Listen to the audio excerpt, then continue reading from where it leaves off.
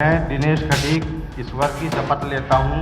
उत्तर प्रदेश में चुनाव की चौखट पर आकर सरकार ने आखिरकार मंत्रिमंडल विस्तार कर ही दिया। मुख्यमंत्री योगी आदित्यनाथ ने मंत्रिमंडल विस्तार में सभी राजनीतिक समीकरणों को साधने की कोशिश की है।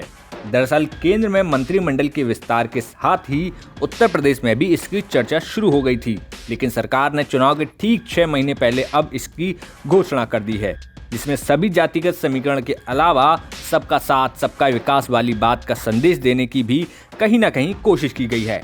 इस मंत्रिमंडल विस्तार में जिस एक नाम ने सबको चौंकाया वो बेहद अहम है और इनके मंत्री बनने पर क्या भाजपा को लाभ होगा वो भी हम आपको बताएंगे। जी हाँ, ये नाम है मेरठ के हस्तिनापुर सीट से विधायक बने दिनेश खटीक का। मैं दिनेश खटीक ईश्वर की शपथ लेता हूँ कि मैं विधि द्वारा स्थापित भारत के संविधान के प्रति सच्ची श्रद्धा और निष्ठा रखूँगा। मैं भारत की प्रभुता और अखंडता अक्षुण्ण रखूँगा।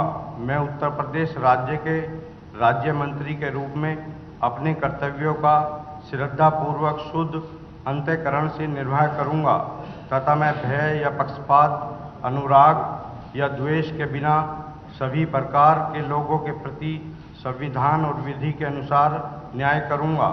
अब दिनेश के नाम की घोषणा के साथ ही विपक्षी कैंप के साथ भाजपा के कैंप में भी सुगबुगाहट तेज हो गई है।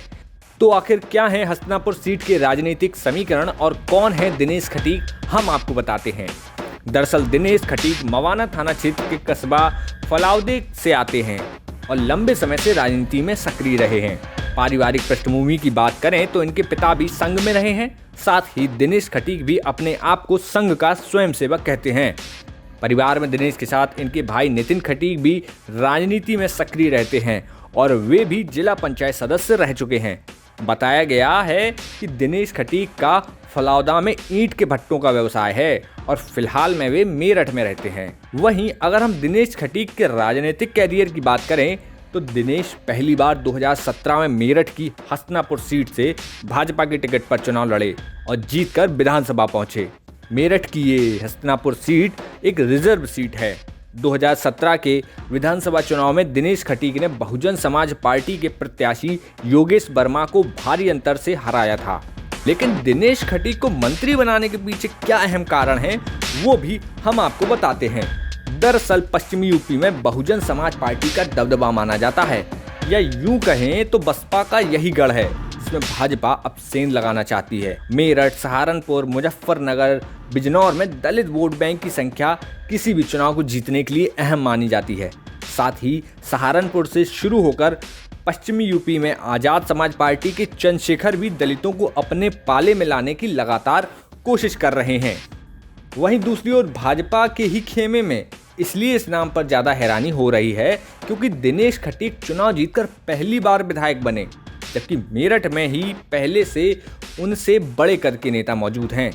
मुजफ्फरनगर दंगों के बाद से सुर्खियों में आए विधायक संगीत सोम भी मेरठ से ही हैं और मेरठ की 7 सीटों में से 6 पर भाजपा है, लेकिन मंत्री सिर्फ दिनेश खटीक को बनाया गया है। तो आखिर अब किसे टक्कर देंगे दिनेश खटीक? दरअसल हस्तिनापुर की सीट पर 60,000 के करीब दलितों की आबादी है और 70,000 गुर्जरों के साथ 90,000 के करीब मुसलमानों का वोट बैंक है। अब जिस भी पार्टी को ये सीट जीतनी है उसे दलितों को साथ लेना पड़ेगा। पिछले चुनाव में दलित मुस्लिम वोटों के साथ आने पर बसपा जीतती रही है, लेकिन भाजपा अब गुर्जर और दलित वोट को साथ लेकर राजनीतिक समीकरण बनाने में लगी हुई है। फिलहाल 2017 में बसपा के प्रत्याशी रहे योगेश वर्मा अब समाजवादी पार्टी का दामन थाम चुके हैं और इसी सीट पर सबसे बड़े प्रतिद्वंदी उन्हें ही माना जा रहा है। क्या दिनेश खटीक पश्चिमी यूपी के किले पर भाजपा का झंडा फहरा पाते हैं या नहीं? लेकिन फिलहाल भाजपा ने राजनीतिक शतरंज में अपने घोड़े तैनात कर दिए हैं। अब देखना होगा कि कौन किसे शह देता है और कौन किसे मात। तब तक देखते रहिए यूपी तक।